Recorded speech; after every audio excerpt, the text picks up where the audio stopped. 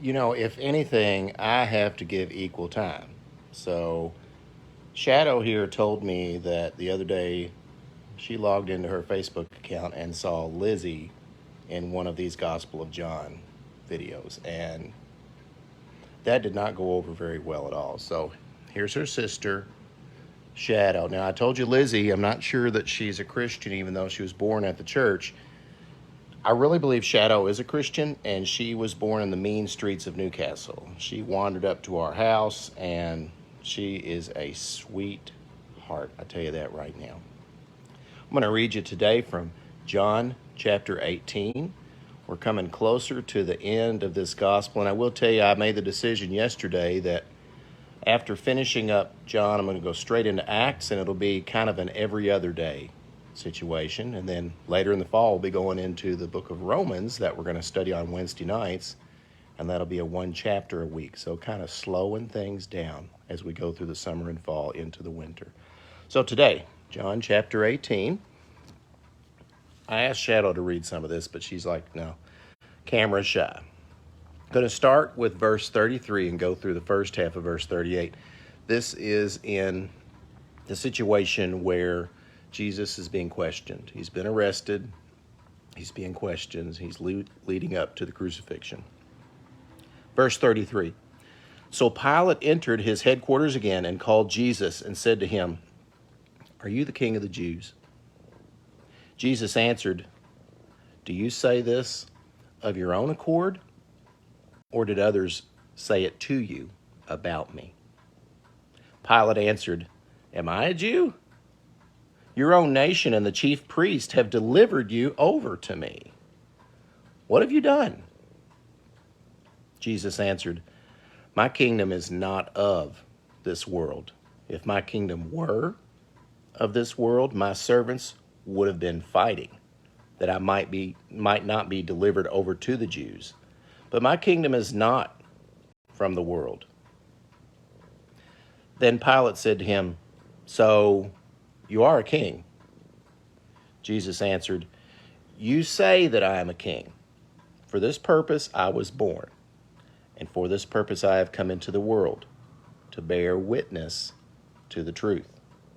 Everyone who is of the truth listens to my voice." Pilate said to him, "What is truth?" I want to say hi to Aunt Margaret Beach. I saw you coming through here on this video. Good to see you. Pilate he's a complicated guy in this story, and wherever he appears in the Gospels. He's part of the crucifixion, no doubt.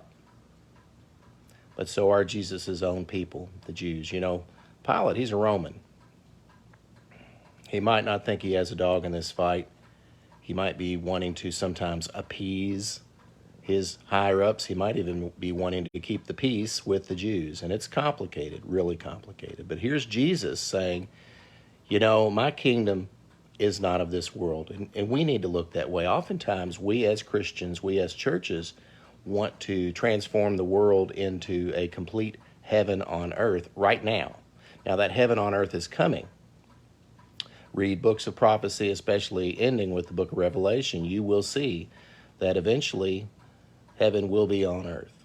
And I know that's mind-blowing and that's complicated. I'm not going to go into that deeply here, but Jesus is saying, I'm not of this world, and those who follow me, who hear the truth and listen to the truth, they're not of this world either. So if you all are thinking I'm going to be a military political king right here in Jerusalem, that's not what it is.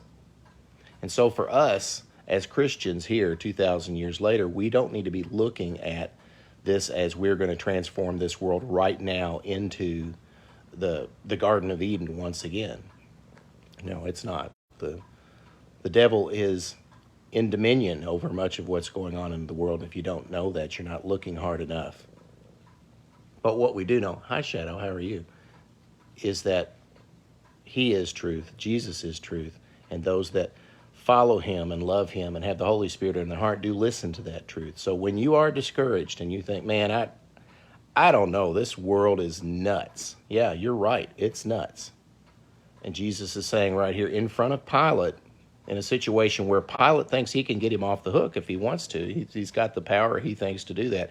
You know, earlier Jesus had said to him previously in the chapter,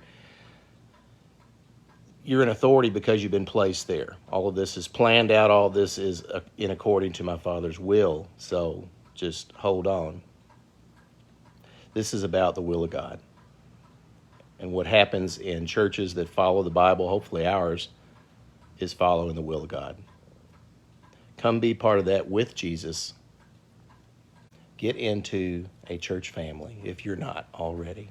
I announced yesterday, I'll be putting on a one call now to the folks who are part of our church family officially and that attend regularly, that this Sunday I want it to be a high attendance Sunday because we have a chance, a good chance, to set a monthly, hi Corey Herod, see you coming through, a monthly attendance record for our 14 years that Harriet and JR and Abigail and all of us, Trace, my mom and dad, have been here.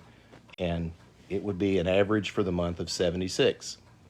We set our record of 75 in April with Easter, of course. And now here we are in July, 3 months later, because of our baptism Sunday, we could push that record to 76. If we don't do it, it's not the end of the world. My goodness, no. It's not based on numbers, but it would be nice to have that little indicator that, yep, we are growing, hopefully growing deeper. That's why I'm trying to do these videos and encourage you to read the Gospel of John so that your Christian walk goes deeper, that you're not just talking about church, not just showing up and looking at your watch the entire time, but that in fact, you're in this book,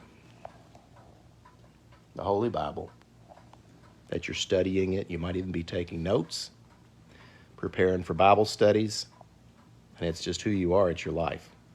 Come be part of that with us at Drennon. We'll see you Sunday, and don't forget we have a baby shower right after. Bye-bye.